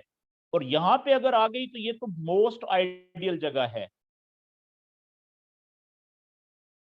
Most ideal place for buy. क्यों? मल्टीपल रीजन के लिए। एक, ये वाली नीली जो है ये हमारी वन डे चैनल की स्पोर्ट है, स्पोर्ट की लाइन, स्पोर्ट ट्रेंड लाइन। दूसरी 1 घंटे की भी आ रही है, 1 आवर की भी, ठीक है। तीसरी 15 मिनट का डिमांड जोन भी है। चौथी कि अगर 30 मिनट के डिमांड जोन को तोड़ के नीचे आएगी लोगों के एसएल खाने के लिए, तो वो भी यही जगह बन रही है। तो हर लिहाज से ये आइडियल जगह है। ठीक हो गया जी। अच्छा, अब जल्दी से एक और में, ये तो हमने बनाया 30 मिनट का, ठीक है। अब देखें 30 मिनट के ऊपर भी बन रहे हैं, जरूरी नहीं है, जहां जहां पे बनते हैं बनाते जाएं। देखें ये वाला बेस बना था, इस बेस को तोड़ के ये वाला, देखें ये वाला, इस बेस को तोड़ के ये वॉल्यूम कैंडल निकली है ना ऊपर, देखें कितनी बड़ी कैंडल है। तो यहाँ पे भी डिमांड जोन बनाए जरा इसी कलर का, ये सेम कलर 30 मिनट का। तो आप देखें यहाँ पे डिमांड जोन कैसे बनेगा, यहां से लेके यहां तक इसकी मोटाई। आप चेक करें कितनी दफा प्राइस यहाँ पे आई, ये ऊपर गई थी, देखें यहां से वापस आई, और ये अंदर आई, यहां से वापस ऊपर चली गई, फिर वापस टक्कर मारी, फिर देखें कितना ऊपर गई है। ये देखें कितना अच्छी ट्रेड दी है इसने यहाँ पे भी, हालांकि ये आइडियल जगह नहीं थी बाय की ट्रेड की। फिर वापस आई, देखें कितनी ऊपर चली गई यहाँ से, और अब चौथी दफा इसको तोड़ रही है। तो अब यहाँ पे कोई भी सीरियस बायर मौजूद नहीं होगा, जिसको नहीं पता वो तुक्के से बेचारा ले रहा होगा। क्यों? क्योंकि काफी दफा टेस्ट हो चुका है ना ये वाला लेवल 30 मिनट का।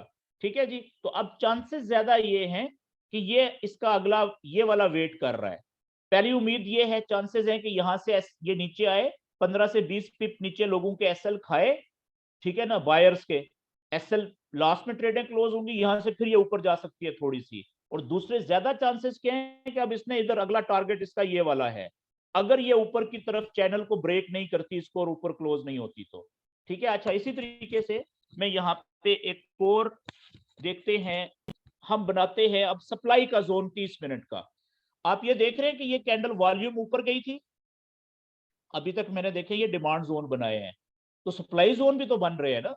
अब देखें ये बेस था, बेस ऊपर तोड़ा, वॉल्यूम ने ऊपर गई, ये देखें यहाँ पे अकेली कैंडल ने ऊपर जाने का सिलसिला खत्म कर दिया। ये वाला देखें, अकेली 30 मिनट की कैंडल ने ये बेस बनाया है, और उस बेस को फिर अगली कैंडल ने देखें कितना नीचे की तरफ तोड़ा है। तो बेस ये था, वॉल्यूम कैंडल ये हो गई, तो यहाँ पे क्या बनेगा, सप्लाई जोन बनाया ना इस इन दो कैंडल्स को देख के, अकेली कैंडल बेस की, और सप्लाई जोन का मैं 30 मिनट का जो कलर है वो मैं डिफरेंट कर देता हूं, ये वाला,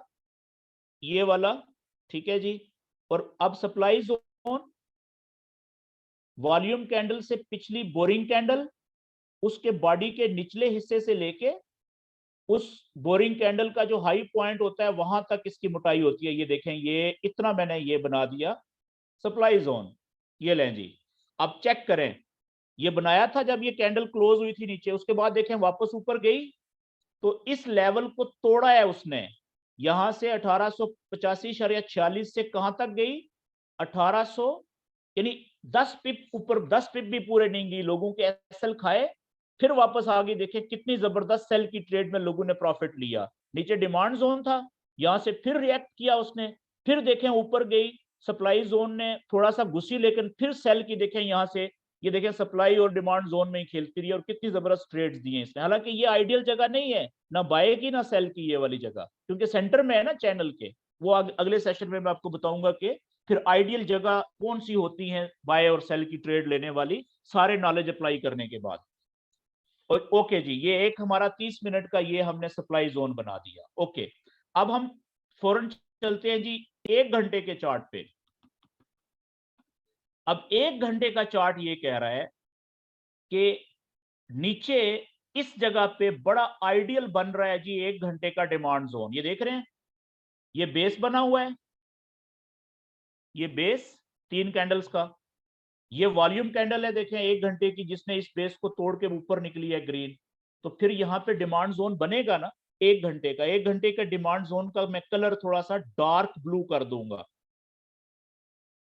ताकि मुझे अपनी समझने में आसानी रहे। ये वाला कलर देखें, तो डिमांड जोन कहां से बनेगा, वही कि जो वॉल्यूम कैंडल से पिछली बोरिंग कैंडल है उसकी बॉडी के हाई पॉइंट से लेके और बोरिंग कैंडल के लो पॉइंट तक, यहां तक, ये लें जी, ये मेरा 1 घंटे का डिमांड जोन बन गया है। कुछ समझ आई आपको? तो इसलिए ये वाला जो एरिया है ये कितना इंपॉर्टेंट हो गया है बाय की ट्रेड लेने के लिए। अगर यहां पे आती है, जरूरी नहीं यहां पे आए, हो सकता है यहां से ऊपर से ही वो ऊपर निकल जाए। हमने तो अगर कैंडल हमारी जगह पे जहां पे हमने जाल बिछाया हुआ है वहां पे आएगी तो वहां से ट्रेड लेनी है ना, अपनी समझ के मुताबिक जो बेस्ट ट्रेड होगी। शिकारी की तरह ट्रेडर पहले से जाल बिछा के वेट कर रहा होता है। तो ट्रेडर का जाल क्या होता है? शिकार पकड़ने के लिए। यही नॉलेज अप्लाई करके बैठ जाए। ठीक है जी। अच्छा, अब 1 घंटे के चार्ट पे क्या हमारा कहीं पे सप्लाई जोन बन रहा है? यहां पे देखें जरा, नहीं बन रहा। क्यों? क्योंकि देखें 1 घंटे के चार्ट पे ये बना था बेस। ये देखें, ये रैली हुई है एक कैंडल और दूसरी कैंडल, यहां पे बेस बना है। 1 2 3 कैंडल्स ने ये बेस बनाया। ठीक है, इन्होंने एक कैंडल ने इस बेस को तोड़ा, ये बड़ी कैंडल लग रही है वॉल्यूम, फिर छोटा सा बेस बना, फिर ये वॉल्यूम कैंडल। ठीक है, तो फिर ये यहां से लेके यहां तक, ये सारा अभी तक ये बेस ही लग रहा है 1 घंटे के चार्ट में। अगर ये बेस, ये कैंडल बड़ी नीचे क्लोज होती है, हम कहेंगे कि ये वॉल्यूम है, और फिर ये हमारी बोरिंग कैंडल हो जाएगी, और यहां से हमारा 1 घंटे का सप्लाई जोन बन जाएगा फ्यूचर के लिए। लेकिन फिलहाल ये बेस टूटा नहीं है, ये सारा बेस का एरिया है 1 घंटे के चार्ट के मुताबिक। ये वाला 1 2 3 4 और अभी पांचवी कैंडल भी हो सकता है ये भी इधर ही ऊपर क्लोज हो, यहाँ पे बेस के अंदर ही। ठीक है जी। तो इसलिए यहाँ पे 1 घंटे के चार्ट पे फिलहाल सप्लाई जोन कोई नहीं बन रहा इस जगह पे। अगर हम 4 घंटे के चार्ट पे जाएं तो फिर देखते हैं कि 4 घंटे का चार्ट क्या कह रहा है। 4 घंटे का चार्ट कह रहा है कि नीचे डिमांड जोन तो बन रहा है जी। कहां पे? आप देखिएगा, ये ऊपर से ड्रॉप हुई थी, देखें ये प्राइस नीचे आई थी, ड्रॉप होने के बाद इस कैंडल ने और इस कैंडल ने प्राइस को रोक दिया था यहां पे। ये कैंडल एक ऊपर गई है, वॉल्यूम कैंडल। तो ये यहां ये बोरिंग कैंडल है कि नहीं? ये रेड कैंडल देखें, 50-50 है जी, 50% बॉडी 50% विक। तो इसको हम बोरिंग कैंडल समझ लें। तो यहाँ पे 4 घंटे का हमारा, ये आप देखिएगा, मैं 4 घंटे का डिमांड जोन का कलर जो है ब्लू ही रखूंगा, लेकिन डार्क ब्लू कर दूंगा ताकि पता चले कि ये मुझे अपनी समझ के लिए, ये हमारा है जी डिमांड जोन। ये इतना, ये देखें, ये 4 घंटे का डिमांड जोन हो गया जी। ये लें जी, मैंने सेव कर लिया इसको, ये चेक करें। तो ये हो गया जी हमारा आज सप्लाई और डिमांड का। यहां पे देखें सप्लाई जोन बना हुआ था इस जगह पे, ये पीछे देखें 4 घंटे के चार्ट पे, ये प्राइस नीचे आई थी, ये डिमांड जोन बना नीचे। ये देखें 4 घंटे का डिमांड जोन भी बना हुआ है, ये वाला चेक करें इसको। मैं पहले डिमांड जोन को चलें बना लेता हूं आगे, और अभी तक ये टूटा नहीं है तो ये वैलिड है। डिमांड जोन देखें, ये बोरिंग कैंडल, अगली वॉल्यूम कैंडल, और अभी तक क्या ये टूटा है? नहीं। देखें चेक करें, ये यहां तक, इस जगह तक, अभी तक ये नहीं टूटा। तो इसका मतलब है कि अगर ये इसको चैनल को, लाइनों को तोड़ के अगर नीचे भी आती है तो ये भी डिमांड, ये 65-66 जो है देखें यहाँ पे 1865-66, ये भी डिमांड जोन है, बहुत अच्छा बाइंग जोन है यहाँ पे। तो यहाँ से भी वापस ऊपर जा सकती है। और इसका अगर एसएल हिट करे तो 2 पॉइंट नीचे आ जाए, 62-63 तक आप कह लें, 62-63 तक। तो ये सारी आपने करनी है जी प्रैक्टिस। तो आपने इस तरीके से 15 मिनट के, 30 मिनट के, 1 घंटे के और 4 घंटे के बनाने हैं डिमांड और सप्लाई जोन। अगर आप ये प्रैक्टिस करेंगे ज्यादा से ज्यादा, तो कल का जो अगला सेशन होगा, कोशिश करूंगा कल ही हो, तो अगले सेशन में आपको फिर बेहतर अंडरस्टैंडिंग आएगी, बेहतर समझ सकेंगे कि आप बेस्ट ट्रेडिंग स्ट्रेटेजी आप कैसे बना सकते हैं अपनी रियल अकाउंट पे ट्रेड करने के लिए।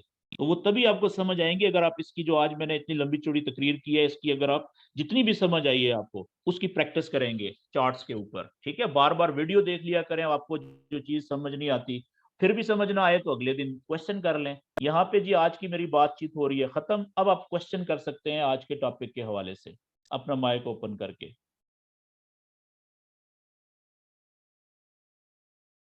जी।